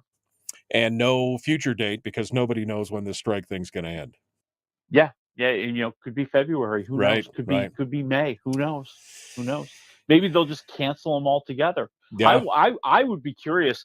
Will the voters even vote? What they could do is they could take the vote and they could announce the winners, but will the voters refuse to vote because they support the strike? That's a good question. Yeah, that's interesting. Who are the voters for the Emmys? Is that their fellow actors, or is it just any? It's a lot of folks. It's a lot of folks. It's kind of like the Oscars. It's producers, it's actors, it's writers, it's people who work on the crews. It's a mishmash. Camera people. It's right. It's all representation from the industry. Right. Yeah. Okay. All right. Well, we'll see. I guess we'll see what happens there. Again, I have never seen the Emmys. I've never watched a single episode of the Emmys, so I guess I won't miss anything. But there's some people that live and die by that stuff for sure. Your second secret story. What is it? This is really interesting. This is actually an exclusive that came out of the New York Post. Okay. I want to give them credit. Lorne Michaels, the producer, the creator of Saturday Night Live, he's looking at the 50th year coming up in 2025. Wow. And a couple of years ago, he made the statement, I can't do it forever. I think quitting after 50 kind of sounds right. So the story has been reported that somebody has a successor in mind, and that person is Tina Fey. Oh, wow. That would, who else could you ask at that point? I mean, that's a good, that's a pretty good pick, I would say. That's pretty good. Yeah. And it's really an interesting pick because, A, she's got the history with the show. B, she is a producer. She is a writer. She can bring those skills to this. She has the relationships in Hollywood and New York to bring in the big stars. She's a pretty darn good choice. I think the question is, why would she do it?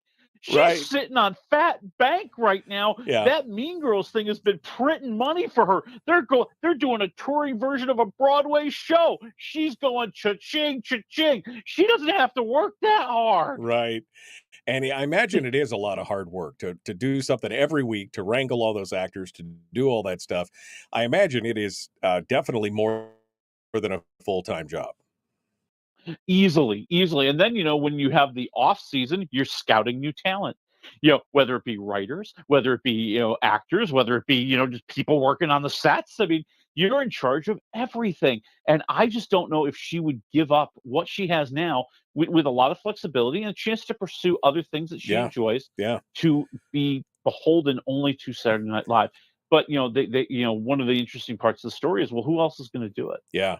Seth Meyers would be a good choice, but he's got his own late night show. Jimmy Fallon's never going to do it. Yeah. Who else you got? Yeah. So I mean, she's been named, but it hasn't been said that she's accepted, right? So it hasn't been said she's accepted. It hasn't been said that she's like the producer in waiting. It's just kind of this talk that's out there that that could be the person, and maybe somebody's trying to leak it to get the ball rolling. Yeah. Who knows? Interesting. Well, I guess we'll have to wait and see. It's an institution. I don't know if you could just necessarily let it go when Lorne Michaels goes. Somebody's going to have to pick it up. Oh yeah, and NBC's never going to give up the cash. Yeah. I mean, they'll bleed every ounce out of that thing. They'll go to 100 years if they're making some sort of money off of it. Exactly. The writer's strike has kind of thrown us into a weird thing where, like, reality TV and game shows, which is weird because I would think that game show hosts would maybe be members of SAG, but I don't know. They're really the only game in town, right? That's what we're looking forward to. And Wheel of Fortune has had, of course, Pat Sajak out of the way and everything else, and Ryan Seacrest coming in to take his place. But you and I were talking about this before. Vanna White, was she going to stick around? Was she going to make it? And it's like Vanna says she's going to go for it. She's got nothing to lose, and she's putting her foot down. Vanna wants to get paid, people. Okay, so this is Pat Sajak's last year. His contract is up, and he's already announced he's retiring. Vanna's in basically the last year of her contract. Her contract is up at the end of the next season, but she is angry because she has not been getting paid like Pat Sajak, and it's kind of grossly not getting paid like Pat Sajak. So for the past 18 years, Vanna White's been getting $3 million a year. Not bad. Not bad. I could live off of that. That's very nice. Yep. But Pat Sajak is getting something like $15 or $18 million a year. Oh. And yeah, so Vanna, like 20% of what Pat's been getting. That's not great. Yeah, that's not a good look, baby. And Vanna, knowing that, hey, who knows this could be her last leverage. So with everybody pretending that they want Vanna to stick around, and her kind of not being involved with working on who's going to be the next host, not getting the job as the next host. Vanna's throwing caution to the wind, and she's going to be like, I just want one big fat payday. And, I got to be honest with you. I think she's going to get something, but I think it's going to be a deal. I think the deal's going to be, Vanna, we're going to give you your $20 million, but you're also going to retire at the end of the season. Yeah, so you're going to get a 1-year contract for $20 million to make up for your bad paydays, but then that's it. And then we're starting fresh with Seacrest moves in. Yeah, that's interesting. Because they need that. If they appear like they're kicking her to the curb, there will be some bad will among the hardcore fans. Now, maybe they say, hey, we don't need the hardcore fans anymore. They're kind of aging out. We need the new people Ryan Seacrest is bringing in who don't really care about Vanna White. I think that's a big gamble. Yeah. Because, let's face it, you don't want to turn away people who are dedicated to watching your show. Yeah. No, that's cheap. I think that's cheap insurance in the long run to just do it and then move on. I think that would be that'd be a good pull. All right. Well, we'll have to see. Just keep your ear to the ground. I am interested in that one because I think Vanna White's a pretty nice person. I've seen her do a bunch of stuff and she does charity things and everything else. And I think she's and the fact that it's 18 to 20% of what Pat was getting. I mean, I'm not looking for her to be the host, but man, she should have been getting a little more than that. I mean, Yeah, she's kind of co-headlining this deal here. Yeah. Not that you, as you said, not that I couldn't live well on $3 million a year, but seriously, all right, let's move on to how much time we got here. Let's move on to this last piece of news. Okay. I've been excited about this. Beetlejuice is supposed to be coming back, right? They've got the thing. They've got the Michael Keaton's back, and Ricci. I mean, it's going to be fun, but of course they had to shut it down. But it's not just bad enough that they shut it down with the strike and everything. Now stuff got worse in Vermont, of all places. That's right. So that's where they were producing the Beetlejuice 2 when the strike hit and everybody had to leave the set. And, that meant there was an empty set sitting around and stuff is getting stolen. Yes, the police in Vermont are looking for folks who stole. Now, you're going to love what they stole. One of them was a 150-pound statue that's part of the set. It looks like it's some sort of weird beetle or creature or something. I saw a picture of it. I don't know what it is, but it's going to play a part in the movie. Right. And they also stole, and this is what kills me, a special lamppost that was put downtown with a very distinctive pumpkin decoration on top of it that's part of one of the scenes and part of the movie. These people just pulled up their truck downtown and stole a lamppost, dude. Oh, man, that's brazen. And I know what this statue probably looks like, because if you remember in the first one, the mom was like kind of a crazy woman, and she did all this crazy art. Remember the statue clamped around the big fat guy, and everything. That's what it is. Yeah, that's what it is. Oh, yeah, that's what it is. So it's you just hit it. That's exactly what it is. It's that statue. Oh my gosh! Yep. All right. Well, I don't know what what are you going to do with it? Put it in your living room and say, "Look like that? I stole that off the set of Beetlejuice." Yeah. You can't sell it on the black market. There's not a black market for stuff like this. Yeah, no, it's crazy. All right, well, we'll see if any of that stuff turns up. All right, let's move on to the movies here. Twisted Metal. This is kind of cool. It's a Peacock series. It's based on the video game Twisted Metal for people who are big fans of that. It's Anthony Mackie playing the Milkman. He's kind of this delivery guy in an apocalyptic world where he drives from basically the civilized cities through the wild, wild west to get to the next civilized city to deliver stuff. Well, he's got a special offer now. The mayor of San Francisco, played by Neve Campbell, has offered him an opportunity to live within the confines of this civilized San Francisco and to get out of the dangerous, wild, wild west where he's living. If he can pick up a secret package in Chicago and bring it to San Francisco in 10 days. And so we're going to watch that 10-day trip over the course of 10 episodes, all 30 minutes each, and wonder if he's going to make it. Oh, that's... And, it's kind of wild and crazy and over the top.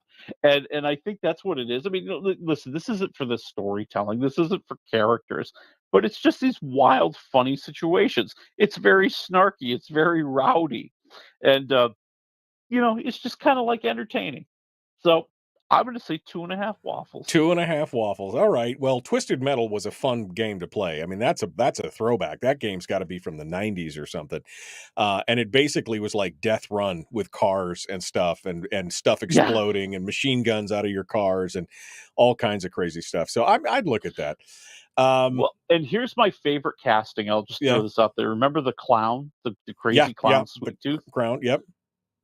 So the voice is Will Arnett, but the body of the clown is professional wrestler Samoa Joe for people who are fans of professional wrestling. Oh, man.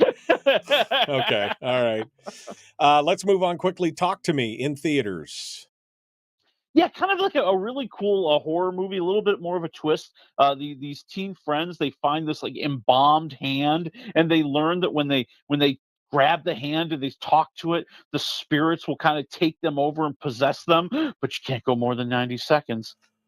Uh-oh, you think someone's going to go more than 90 seconds? Yeah, and that's where it gets crazy, and that's where it gets insane. And, listen, it's a movie that gets kind of weirder and weirder as it goes. But you know what?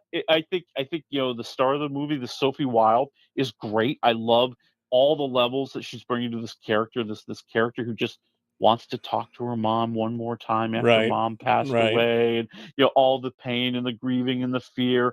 I'm going 3 waffles. Oh, wow. Okay. Well, y'all know when you find a hand of glory, you don't mess with a hand of glory. Okay. That's right. All right. Final one, 90 seconds. The Haunted Mansion from Disney in theaters. Can they pull another Pirates of the Caribbean off? Let me know.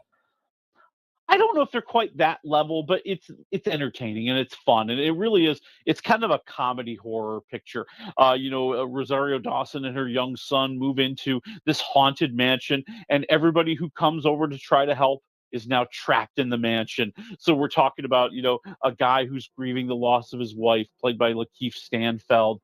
You've got, Danny DeVito, the local professor who knows all about the house. You've got Owen Wilson, a priest who's going to try to give him an exorcism. And yes, the medium, played by Tiffany Haddish. And, I wish it was, I mean, listen, it's kind of I guess what I'm trying to say is the CGI spectacle. Like they really want to show you all the different ghosts and all the different crazy things like that. And they give you flavors of story and flavors of character. I'll be at 2.5 waffles for the Haunted Mansion as well. All right. Well, you can't hit it out of the park every time, unfortunately, but it's an all-star cast. I'll watch that for sure, just to see what it's like. Willie Waffle, wafflemovies.com. Next week, my friend, look forward to having you back, as always. Teenage Mutant Ninja Turtles. I know. Again. I mean, this is like the 17th reboot of that. It's all good. You can't kill them off, man. That's right. Folks, we're out of time. We'll see you on Monday. Have a great weekend.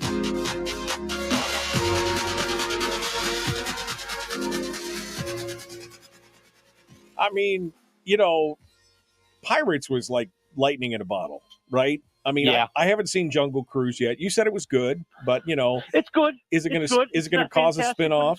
Is it going to cause a sequel or not? I mean, it kind of was, and then they kind of brushed it under the rug. Yeah, no, I mean, you look at Pirates, and it was just that perfect storm of great talent with Johnny Depp and Orlando Bloom and Keira Knightley.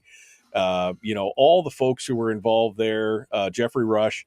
I mean, it was just kind of that perfect storm of what a great story, what a great ride.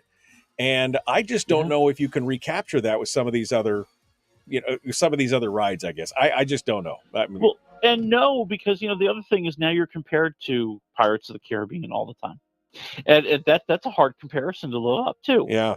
That's really tough. And so, yeah, I think that's always going to be the challenge. But, Disney, they're just saying, hey, let's monetize more of our intellectual property. Well, and they tried the Haunted Mansion once before. That didn't go as great, Yeah, Eddie Murphy. Well, Disney is if you've looked at their numbers, they're down to COVID level numbers again.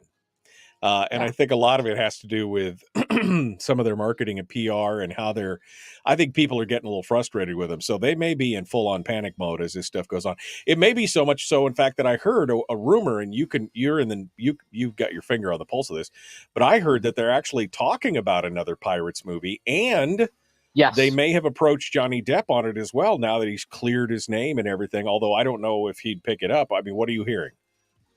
That's one of the things that's out there. Just Johnny still has maybe some troubles. The tour he's been on with the band with Alice Cooper has had a lot of let's just say fun incidents where they couldn't go on. So that's kind of hanging over him. And allegedly they had approached Margot Robbie to be part of the new Pirates of the Caribbean. And if she's involved, you don't need Johnny Depp. Well, interesting. I like Margot Robbie. I don't know if I'd go see it.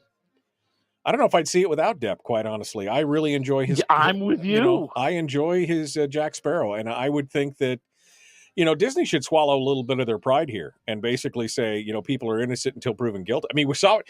Look what happened with Kevin Spacey. He got cleared of all charges.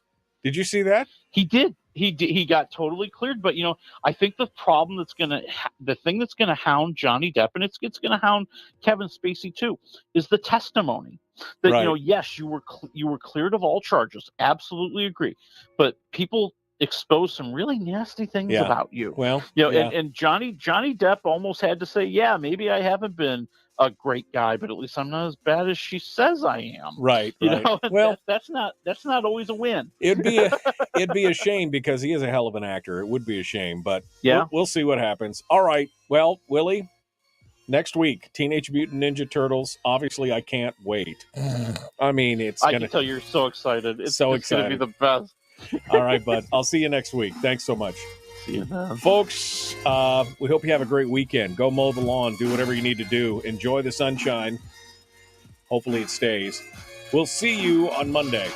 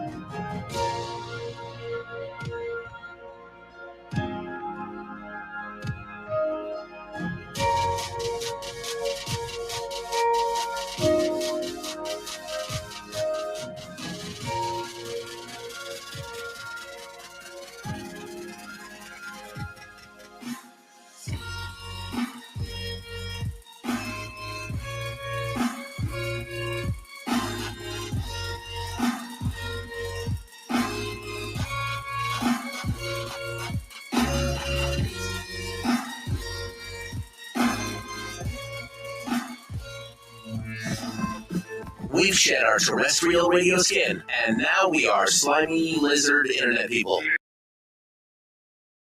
Duke Show.